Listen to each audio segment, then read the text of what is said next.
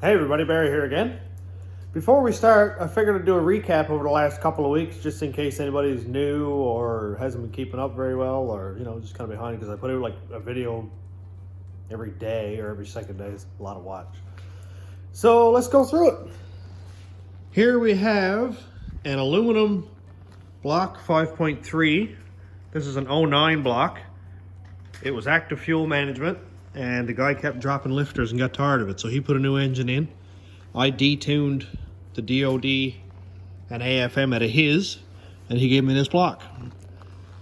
So it's all Gen 4 internals, flat top pistons, and 243 heads. I port matched the heads on the intake and exhaust side, and put the 1X cam gear on the front so I can use my Gen 3 electronics. So I can use, the Gen 3 crank sensor. I put a Gen 3 crank in it.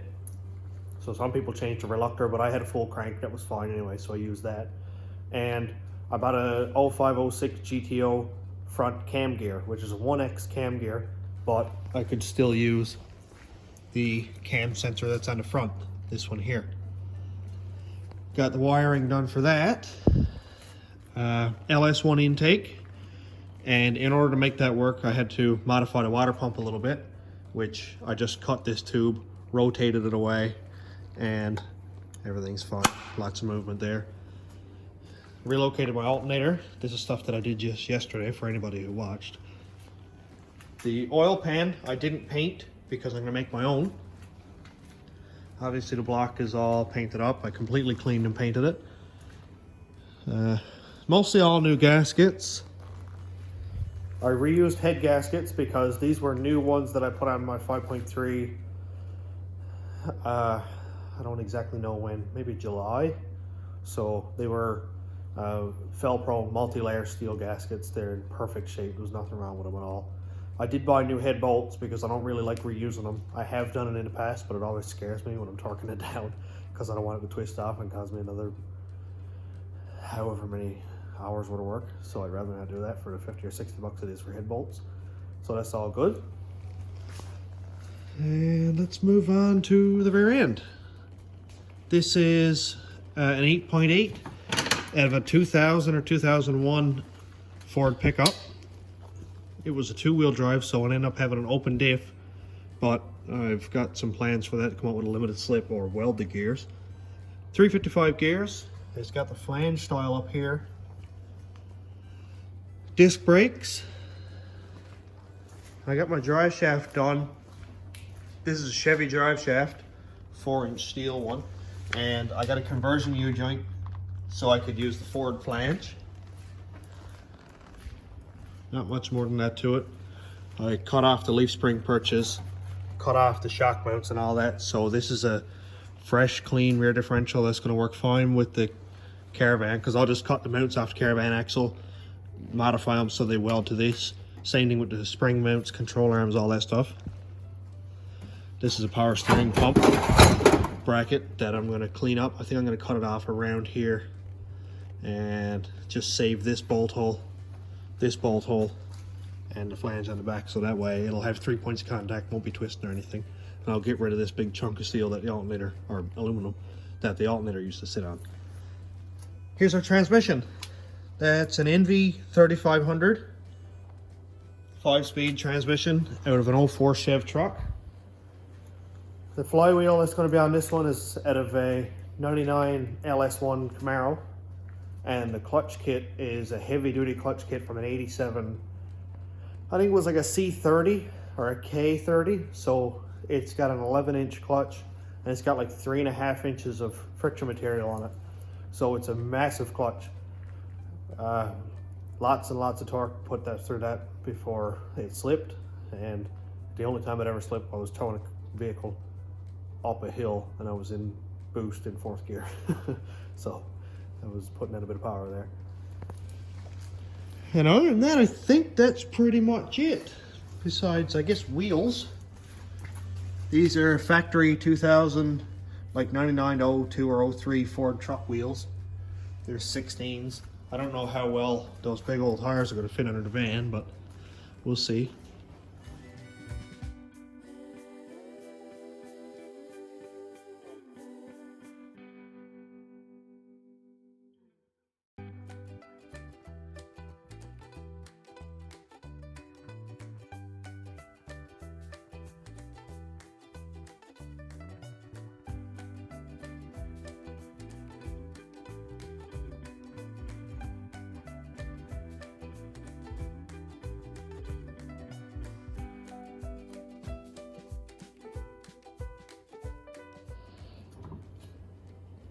That's a lot better looking. What a big clunky piece of nothing that is. Let's see what this looks like on the block.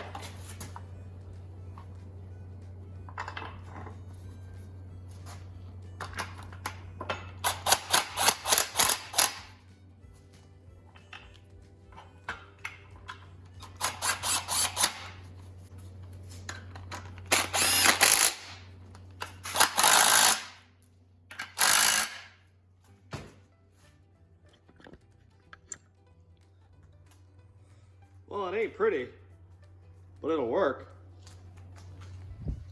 Why does that remind me of me? Looks like we can put a belt on it now. That's pretty cool. I'm gonna take off these lines just to keep them out of the way so I don't be snagging up in them and stuff. But we've got one point of contact right here off this back brace. One on the top, one on the bottom. I doubt there'll be any movement from that. Now I just got to figure out some sort of a belt routing diagram. That's a lot better looking. No hoses in the way. Cool. Well, after a lot of back and forth, looking at parts, sizing stuff up, I think I may have it. So this would be a grooved pulley here. Flat pulley here that would be able to use our tensioner because it would pull the belt this way and hold it tight. This flat pulley would help avoid the thermostat housing down onto the alternator. Now, of course, you can see this is a very rough. I just put a bolt in a couple spots there so I could at least size it up. This is right into the bolt hole in the cylinder head, which would have been perfect, but it's like very close to the throttle body, so it's not going to work. But I can make a bracket going from this bolt hole over to this one and move it down a little bit, or now my tape's stuck together, but I can move it down a little bit so it will be closer to this pulley than the throttle body. If I got a 1/2 inch room there, that's perfect. This will work fine here. Of course, it would have to be lined up, which is not a big deal. We already went through it with the alternator. This is starting to look promising. I don't think it should be too difficult to make this work. I've done a little bit of picking the last couple minutes, and I made a spacer to go behind here to line the pulley up. Just for a test, I grabbed a belt and routed it around a couple of pulleys. I'll set it up and show you how it works. All I'm gonna do is grab the belt and just spin it like this, to mimic the belt going around all the pulleys and the engine rotating and stuff. And that'll give us an idea of where the belt is going to sit on this pulley. So if I do this, I set it up right here so you can see it, and line it up on all the pulleys and rotate it. You can see that the belt rides basically right in the center.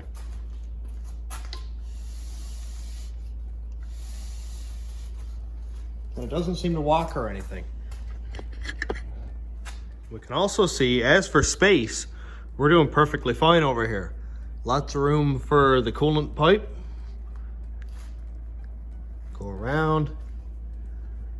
It's got, I don't know, 1/8 of an inch or 1/4 inch of room for the thermostat housing, which nothing there actually moves, so it's never going to touch.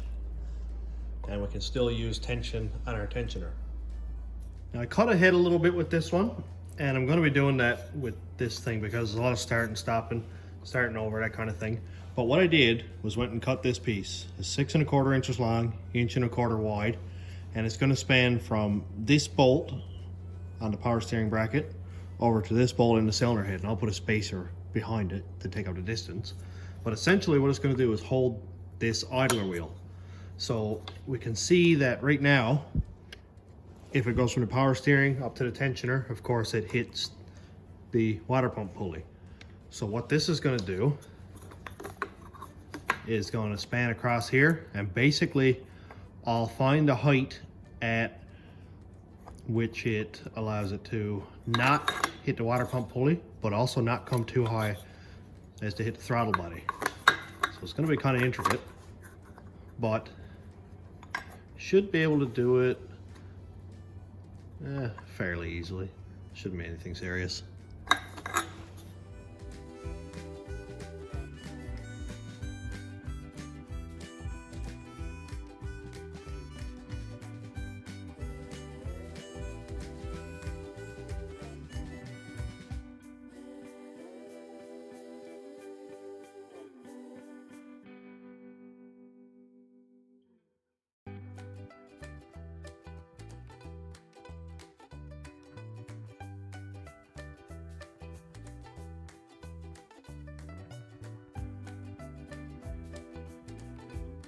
Well, I got the camera set up from my point of view. Here's the bar I just put in.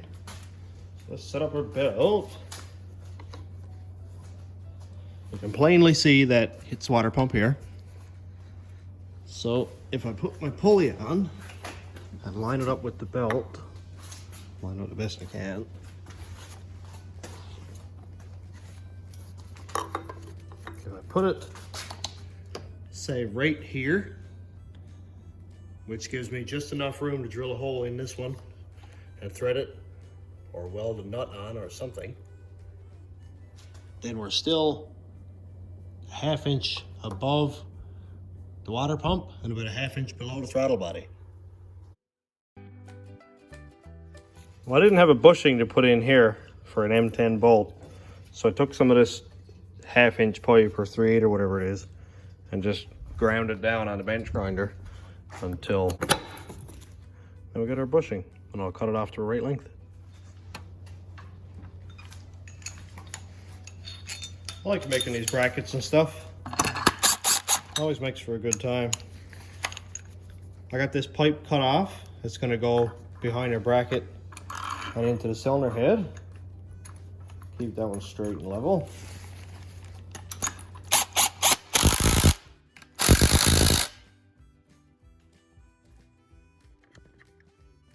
I measured from the cylinder head out to the edge of the mounting surface here, and then cut this pipe the same length. So that's going to get our spacing perfect. It's not going to be off this way or that way, messing up the alignment of the pulley. I also drilled the hole for the pulley.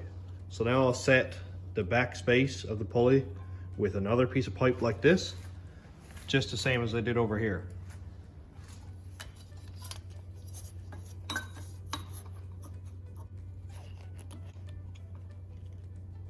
This is a bit kind of awkward, one-handed. So I measured from the outside of the pulley to the base of right here when it's lined up with our power steering pulley using a straight edge against both pulleys. So we have a measurement of 1.5, well, we'll say 1.55. And then we take the depth of our pulley,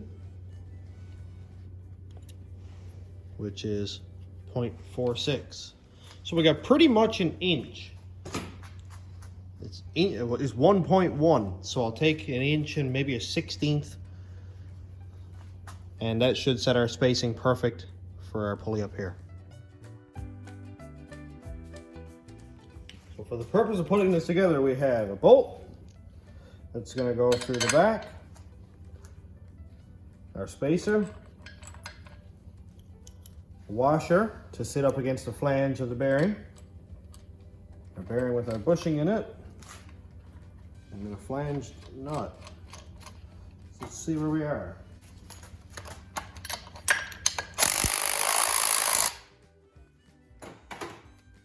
So this should be all good, assuming any of my measurements are correct.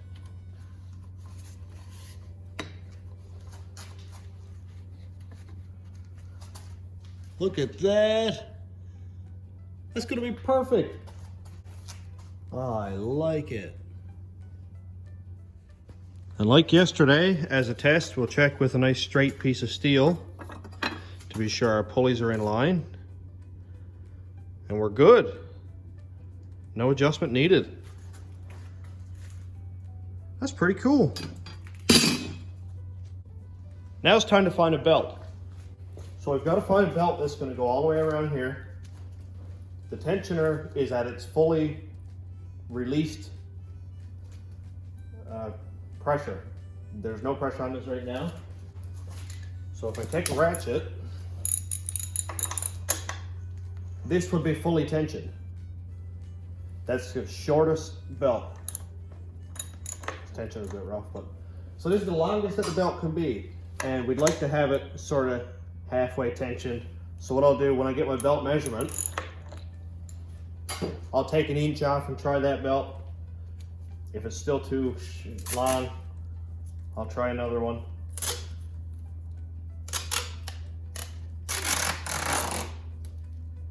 So we'd like to have as much surface area on the crank pulley as we can have. That way there's no slippage on the crank pulley, because we're going to be pulling some RPM with this thing under boost. I'm going to run it tape. Oh, don't run the tape yet. Oh no. Right at the end. Try this again. Ah, found some more. I'm not going to throw away that bit.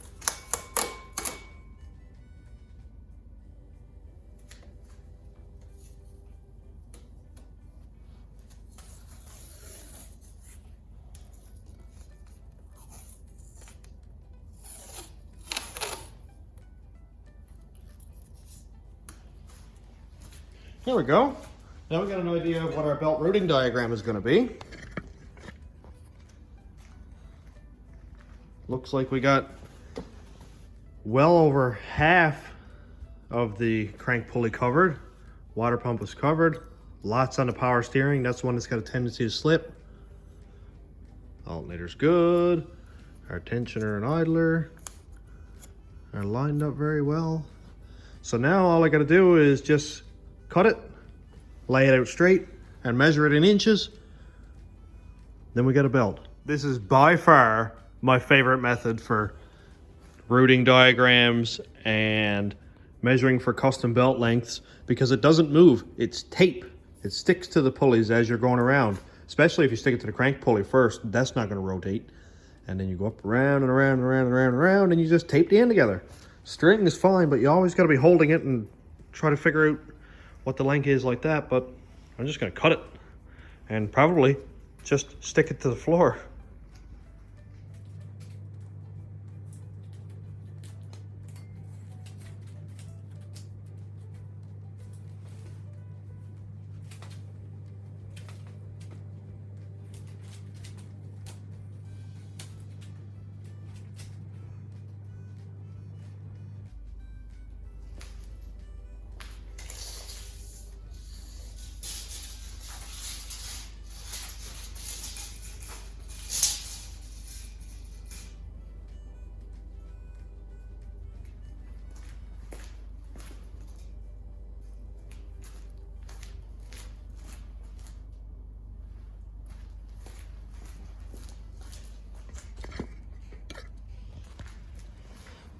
So with it put out as straight as I can get it, looks like our measurement is 95 inches. So let's pull 2 inches off of that just for belt travel here on the tensioner, because if we're going 95, it's just going to sit there relaxed. So let's shorten it up a little bit. Let's grab a 95-inch belt. So just because we sell Daco belts here, the part number would be 5060950 for a 95-inch belt. So for a 93-inch, be 5060930.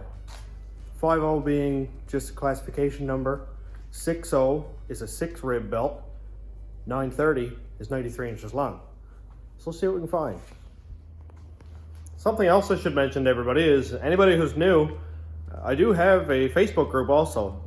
It's called Station Road Rat Rods YouTube.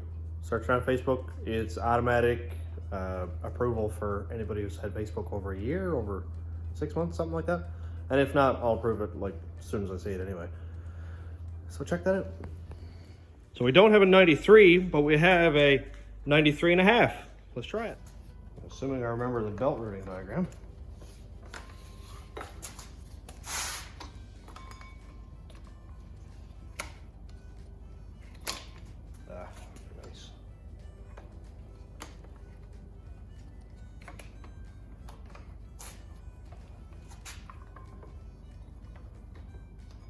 Belts are hard to work with when they're fresh out of the pack.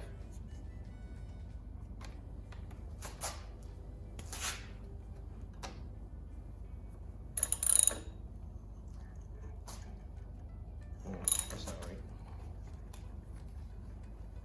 There we go.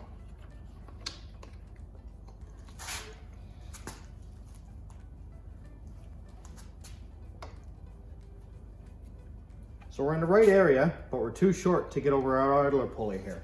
So let's see if we can find a 94. Well, I don't have a 940, but I have a 950. That was what I measured for. So let's see if this is too long. The 935 was too short. Then I'll know exactly what belt to order. That's not right either. There we go.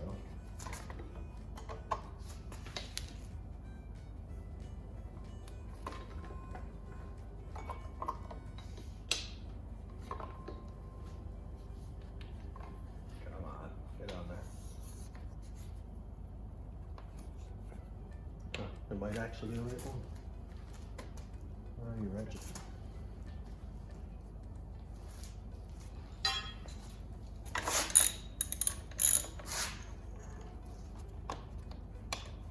Huh, look at that.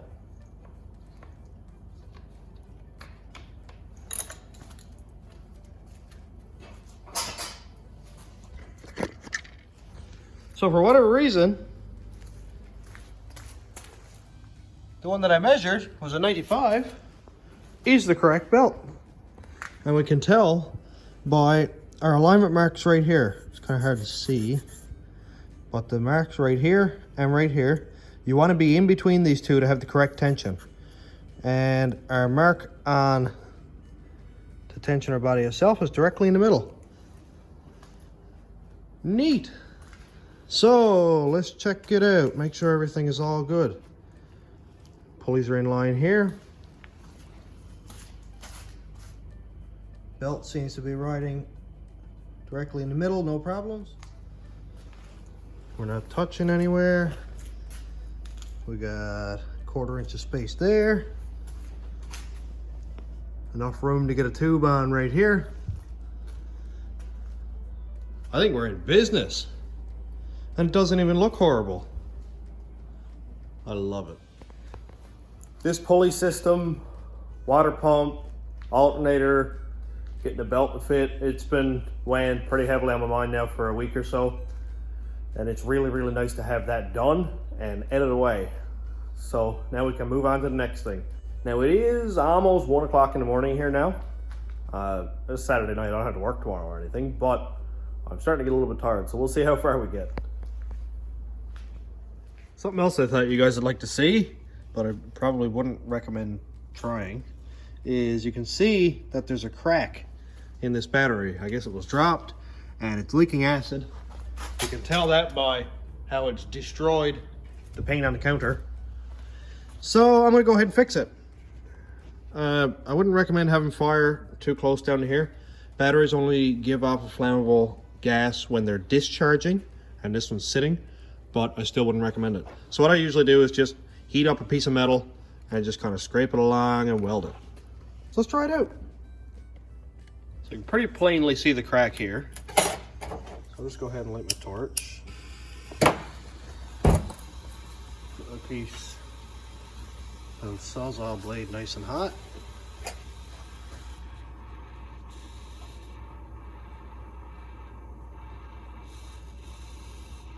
There's no plastic missing from the battery, so it should be relatively easy to just melt the piece back together, the two pieces where the crack is.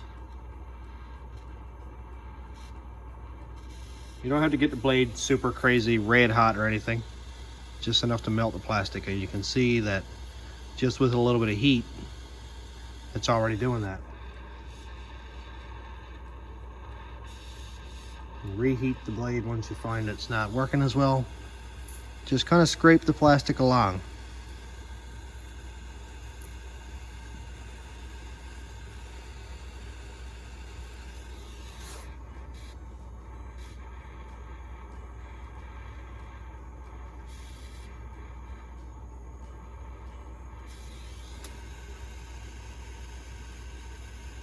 You can see that when the blade is nice and hot, it moves that plastic really, really easily.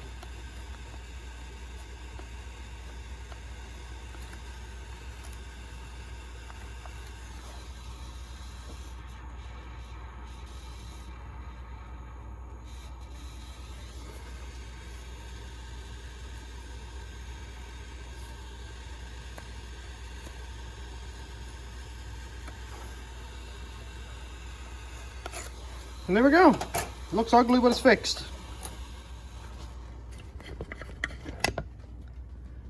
Not bad at all. So, before I tipped it up, there was battery acid running out of it. And now,